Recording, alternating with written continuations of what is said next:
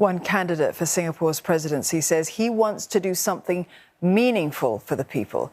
Tan Kin Lian wants to reflect the aspirations of ordinary citizens to the government. Alif Amshah has the story, the last of CNA's series on the country's presidential candidates. Mr. Tan Kin Lian is one of 3 men who'll be on the ballot slip come 3rd September. He's no stranger to these proceedings, having made his maiden bid for the post in 2011. Back then, he finished last out of 4 candidates, getting just 4.9% of more than 2.2 million votes cast. As a result, he lost his election deposit of 48,000 Singapore dollars. What hurt me is not the loss of the money, but some of the unkind remarks. But this time round, I'm very confident that I will not lose my deposit. I even quite confident that I might be elected as a president because I represent the only independent candidate, and many people say that's the most important criteria. Mr. Tan was a member of the ruling People's Action Party for 30 years. He left in 2008 and has never held public office. If elected, he says his first task is to build trust with the government by holding conversations with cabinet ministers. I'm not there to disrupt what they are doing.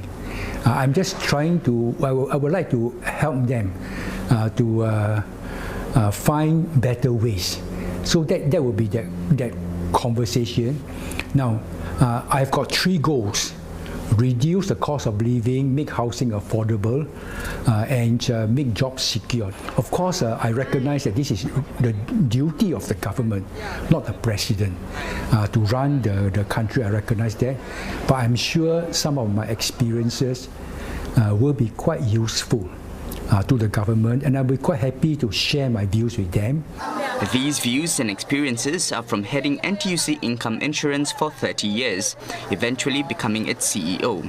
During that time, he says he grew the company's assets from 28 million Singapore dollars to 16 billion. He says he did so by keeping costs low and giving good returns, which he believes are the same principles as running a country. During his campaign, he's looking to reach voters in the middle ground, including young people. His slogan is "Bring back trust, give us hope," and he has ideas on how to do so. You can build up a trust just by being more open. And you tell people what is actually happening, but you must tell them in the way that they trust you. They trust you. Now, I'm a very honest person. I do not try to present things in a couch things to look nice. I just tell people quite honestly what it is. His campaign symbol depicts 4 figures representing the major ethnic groups in Singapore. They reach out toward a flower, which Mr. Tan says symbolizes hope for a better future.